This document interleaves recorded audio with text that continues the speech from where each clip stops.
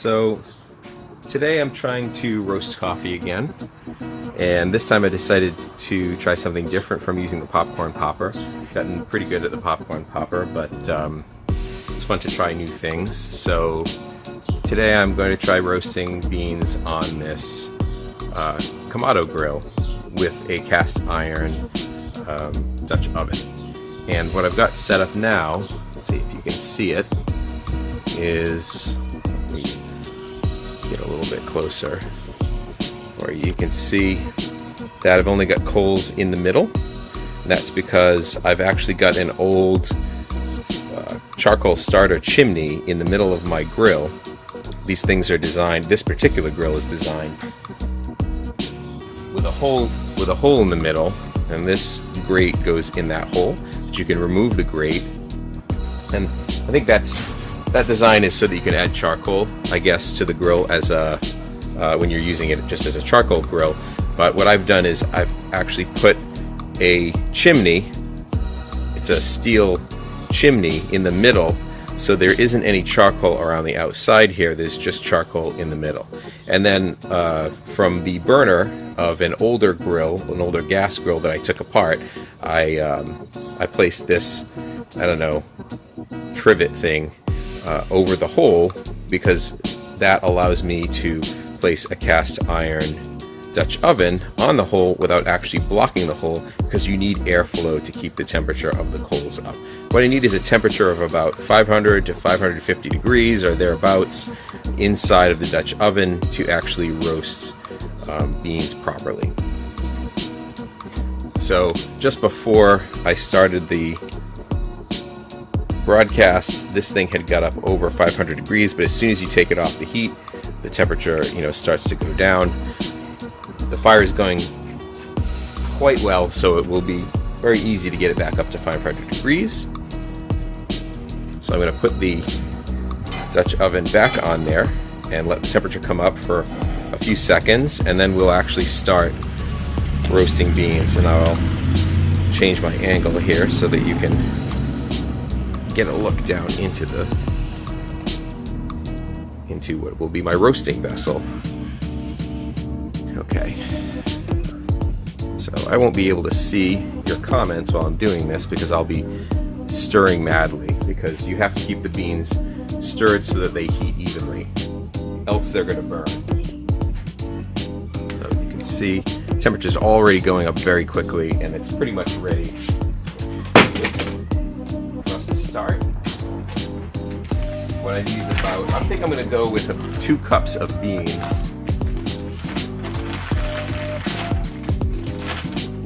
So I'm going to measure out. This is what the green beans look like. And so I'm just going to dump 2 of these cup measures of beans in there and then start stirring immediately. We'll see what happens. So there's 1. And there's 2. Let's start stirring. So hopefully the temperature of these will come up, and I'll be able to keep them stirred well enough so that I don't get burning and like burnt spots or mottled beans. This is still pretty hot even over on the side of the grill that does not have the fire over it. So I'm going to use protection there for my hands. The fireplace glove. Places that I had seen doing this, people who I'd seen doing something like this online, had used a cup and a half. So maybe I probably should have gone with a cup and a half to start out, but I want more coffee than that. I want to see if this is going to work. I also think that they were using smaller cast iron pans, and what I've got here is a Dutch oven that has a lot more mass, so it's got a lot more temperature stability once it heats up.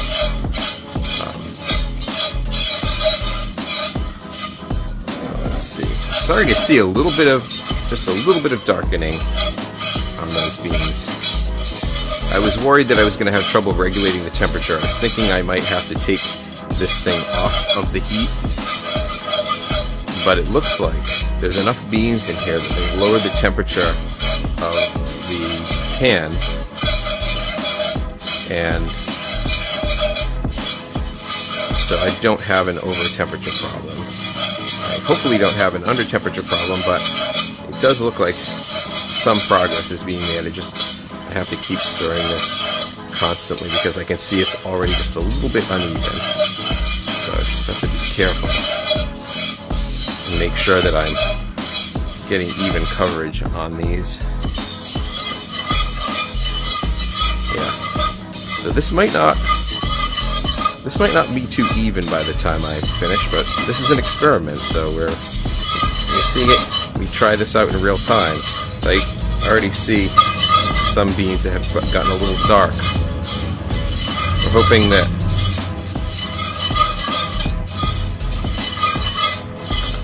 I can keep them even.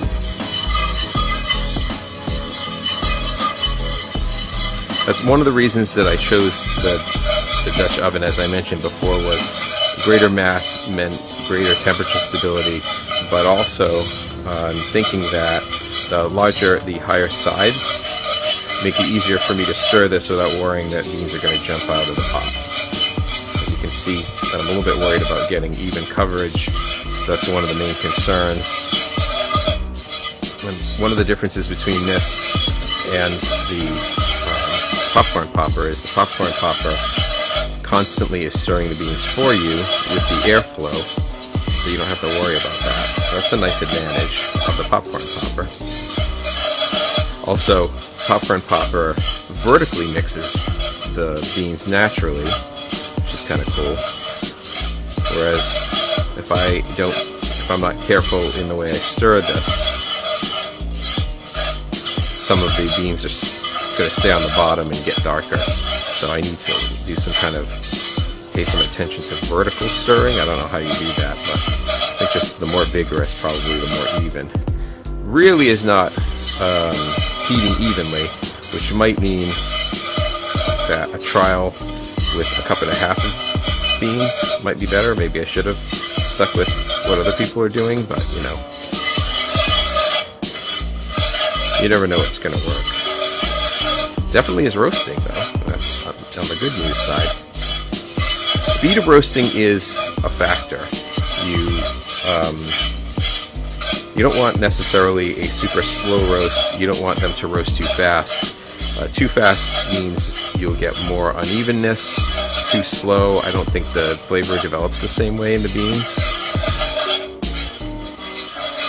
But we're not being very picky at the moment. We just want these to be roasted to the point where they can be turned into a tasty hot beverage.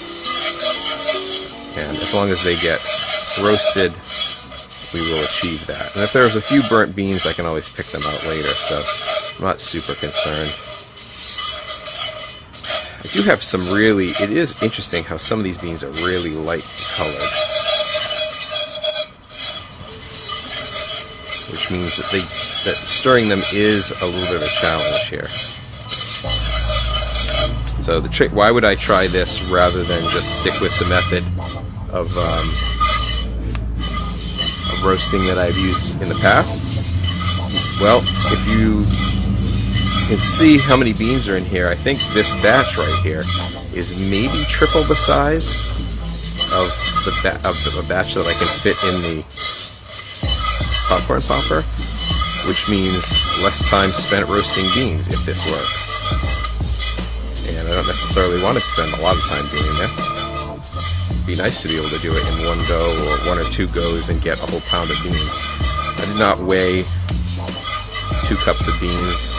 I should probably weigh these once it's done to get an idea of what the yield is if I'm going to do 2 cups and it's successful. So you can hear first crack in there. The very loud cracking is definitely first crack. Some chaff is coming off, which is something you expect when you're roasting beans. It's one of the reasons you do this outside and not inside. And roasting definitely moving along, as evidenced by the first crack sound and the obviously the appearance. I don't know if you could how good easy it is to see the color change. One of the nice things about this method is it makes for better video. The popcorn popper is not that interesting to watch. You can actually see the beans roasting here in real time, right before your very eyes. So there's definitely going to be some burnt beans in there, which, as I said before, I'm not super concerned about. There are a few that are burnt, I'll just pick them out.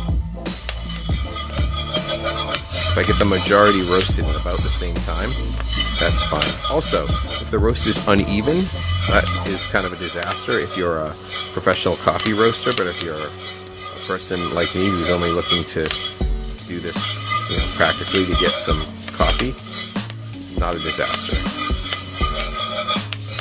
Although we would like to see more even roast, that would be nice. The main issue with roasting evenness for me is not trying to hit a specific kind of coffee roast, but instead more even roasted coffee means fewer burnt beans. Because as we get the majority of the beans up to the roast level we want, then the outliers are going to be a problem. So the more variability, the more burnt outliers, or under roasted outliers for that matter.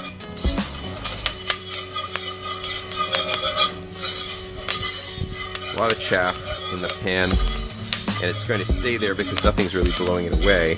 It will get blown off. I have a fan over here and a colander.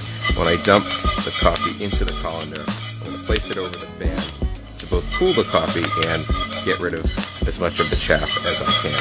The chaff, if you haven't caught the previous roasting video, is a paper-like thin coating on the beans when they're green that dries up and flies away. There's some chaff right there while you're roasting, and it contributes nothing to the flavor of the coffee.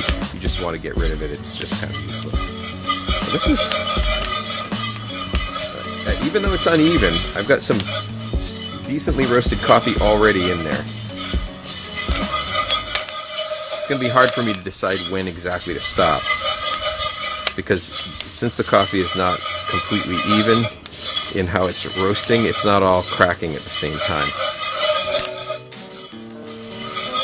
So I'm just going to have to do it by a combination of listening for the second crack and just looking at the beans and seeing if I got enough that look like they're at a level where you can actually turn them into coffee.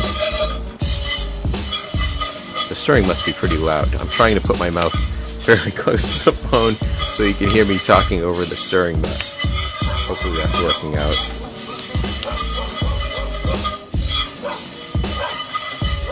And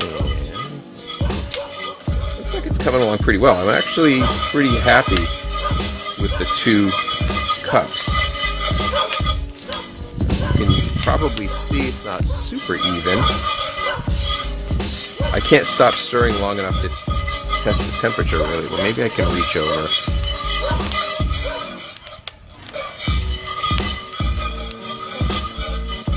Alright, so we've got like,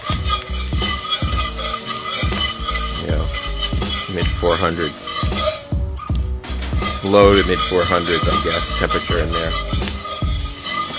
Unfortunately, I don't remember enough of my reading about roasting coffee to know if what the specific temperature target is for the roast level that I want.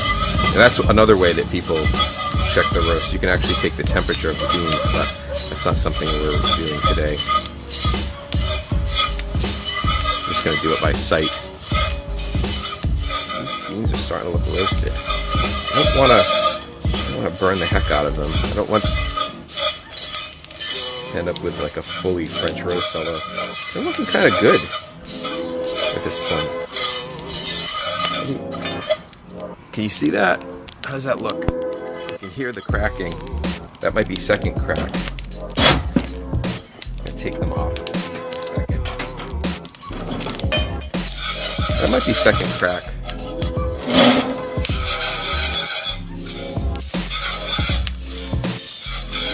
Kind of smells roasted.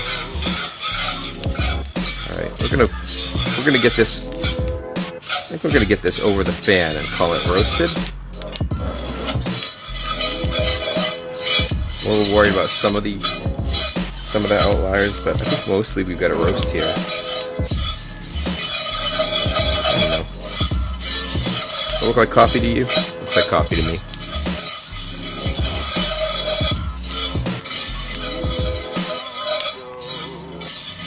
Alright. I think it's time to dip it. So here's my colander. That's quite a few beans. You can kind of see the chaff hanging out in the pot. You can leave that there. And then leave this. Okay. That glove is really hot. So you can see they have a fan set up. And this is going to be loud as well.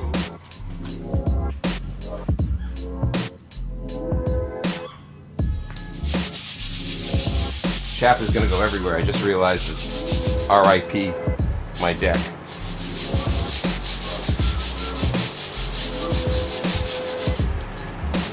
This is why you don't want to do this in the house.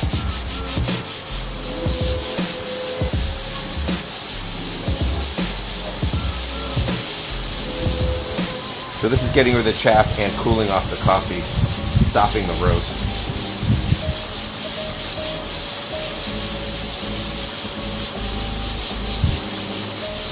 And making a mess of the deck.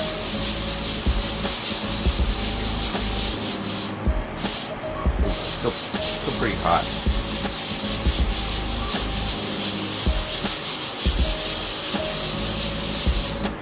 Let's see how uneven it is. Once it's cool, I'll hold it up to the camera for a better look.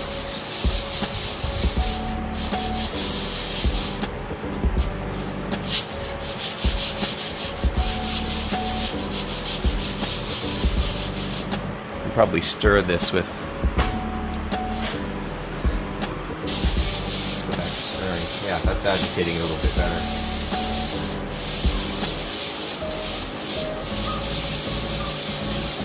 Getting rid of the last of the chaff there.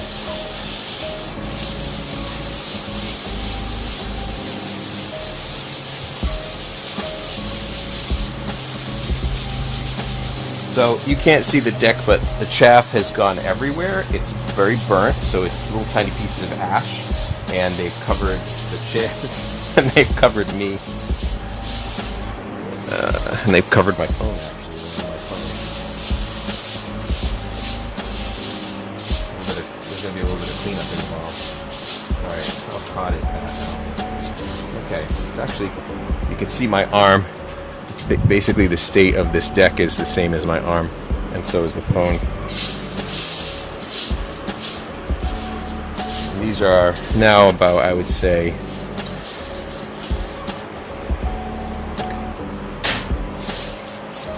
like less than bathwater temperature, so they've cooled off quite well. And that's what they look like. I'm going to take them into the light so you can get a better view.